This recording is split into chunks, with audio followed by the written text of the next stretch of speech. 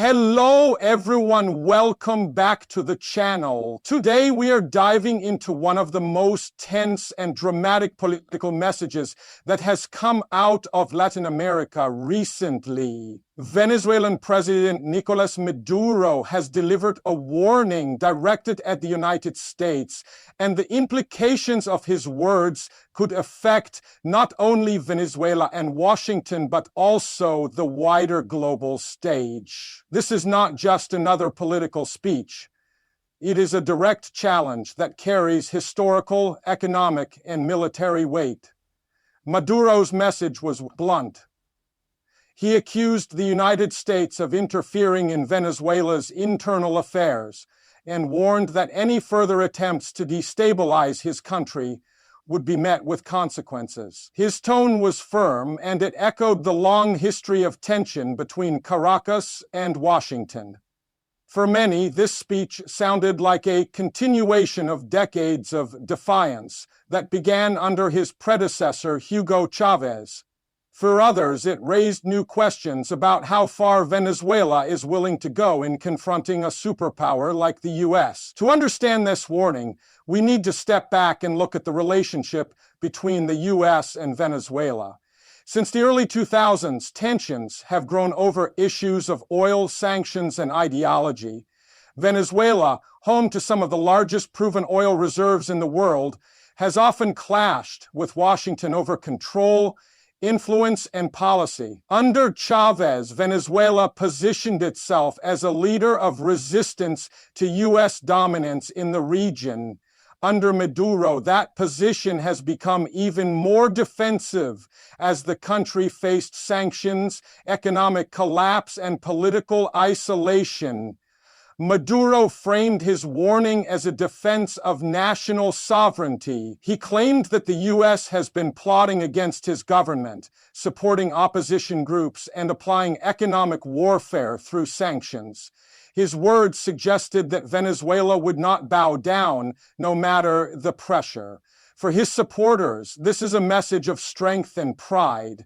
For his critics, it is a desperate attempt to rally nationalism, while the country continues to struggle with shortages, hyperinflation, and migration. One of the most striking parts of his statement was his reference to military readiness. Maduro insisted that Venezuela's armed forces are prepared to defend the country against any threat. He highlighted the loyalty of the military to his leadership, portraying them as guardians of Venezuela's independence. This matters because the military is a central pillar of his power. Without their support, his government would be much weaker. By emphasizing military strength, he was not only warning the U.S., but also reassuring his own citizens and allies that he remains firmly in control. But the question is, how serious is this warning? Can Venezuela realistically confront the United States? On a purely military level, the answer seems obvious. The U.S. has far superior technology, resources, and global reach. Venezuela's armed forces, while sizable, cannot match the power of the Pentagon. However, confrontation does not always mean open war. Venezuela could create challenges in other ways, through alliances, partnerships, or by disrupting oil supplies. The message here is less about military parity and more about showing resistance, defiance, and the willingness to fight if cornered. Maduro also connected his warning to a broader narrative of Latin American unity against foreign intervention. He invoked history, reminding listeners of past struggles against colonialism and imperialism. This is a common theme in Venezuelan rhetoric, where leaders portray themselves as defenders of regional independence. By framing the U.S. as an aggressor, Maduro aims to win sympathy not just within his borders, but across Latin America and even among countries critical of American foreign policy. His speech also included strong criticism of U.S. sanctions. According to him, these sanctions have strangled Venezuela's economy, blocking access to international markets, limiting oil exports, and worsening the humanitarian crisis. He argued that the suffering of ordinary Venezuelans is not caused by his government, but by Washington's policies. This argument has been repeated many times, and while critics point out that corruption and mismanagement have played a huge role in Venezuela's crisis, the sanctions undeniably add pressure. By highlighting this, Maduro is trying to shift the blame outward and rally people against a common external enemy. The warning also has a geopolitical dimension. Venezuela is not isolated in the way it once was. In recent years, it has strengthened ties with countries like Russia, China, and Iran. These partnerships provide Caracas with economic support, military cooperation, and political backing. When Maduro warns the US, he is not just speaking for Venezuela alone. He is signaling that his country has powerful allies who could complicate Washington's strategy. In this sense, the warning carries weight beyond Venezuela's borders. For the United States, Maduro's words present a dilemma. Washington has long opposed his rule, refusing to recognize his presidency and instead supporting opposition leader Juan Guaido. At the same time, the US is cautious about direct military intervention. History has shown that such actions in Latin America often lead to long-term instability and backlash. So, while Maduro speaks of resistance, the US is weighing its options carefully, using sanctions, diplomacy, and regional alliances to keep pressure on his government. Maduro's warning may also have been aimed at his domestic audience. Venezuela is facing severe challenges: poverty, mass emigration, shortages of medicine and food, and political discontent. By focusing attention on an external threat, Maduro shifts the narrative away from internal problems. Nationalism can be a powerful tool to unify people during crises. A speech like this can strengthen his image as a leader standing tall against powerful enemies. Even if daily life for Venezuelans remains extremely difficult, the global response to his statement has been mixed. Some countries sympathetic to Venezuela praised Maduro's defiance, while others dismissed it as political theater. Analysts note that while Maduro's government remains under pressure, it has shown remarkable resilience.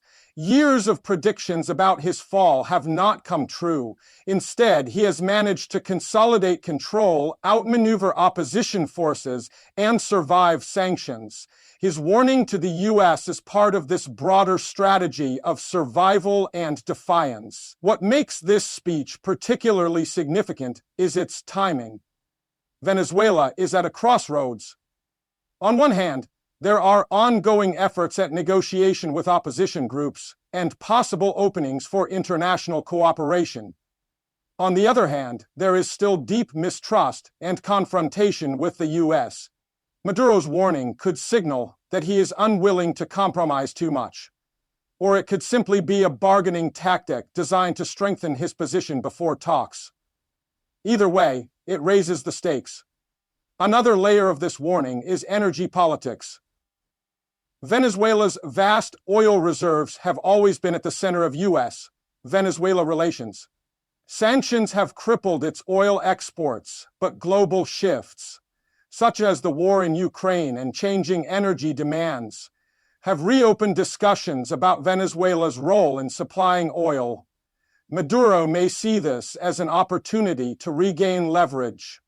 By warning the US, he is reminding Washington that Venezuela cannot be ignored when it comes to energy security. The psychological effect of such a warning is also important. In international politics, perception often matters as much as reality.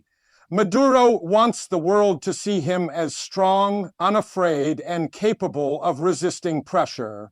By delivering a fiery speech, he shapes the narrative and asserts Venezuela's agency. Whether or not the U.S. takes his warning literally, the message resonates with his base and with countries critical of American influence. For ordinary Venezuelans, however, the speech may feel distant from their everyday struggles. While Maduro speaks of sovereignty and defiance, millions continue to face poverty, lack of opportunities, and the difficult decision to migrate. Some may feel pride at his stance, while others may see it as empty rhetoric, disconnected from their reality. This dual reaction highlights the gap between government narratives and daily life in Venezuela. Looking ahead, the key question is whether Maduro's warning will lead to escalation or simply remain political theater. The U.S. is unlikely to launch direct military action, but it will continue to apply economic and diplomatic pressure. Venezuela, meanwhile, will keep strengthening ties with non-Western powers. The result could be a prolonged standoff, where both sides avoid direct conflict but also avoid genuine reconciliation. Maduro's words also raise concerns for regional stability. Neighboring countries are already under pressure from Venezuelan migration, and any escalation could worsen the crisis.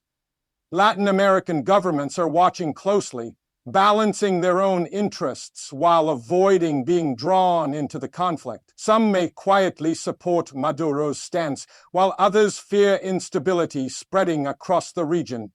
In the broader global context, this warning fits into a pattern of smaller states challenging U.S. dominance. From Iran to North Korea to Venezuela, leaders have used fiery rhetoric to assert independence and rally support. These speeches rarely translate into direct confrontation, but they do complicate U.S. foreign policy. Washington cannot ignore them, and each warning requires a careful balance of strength and restraint.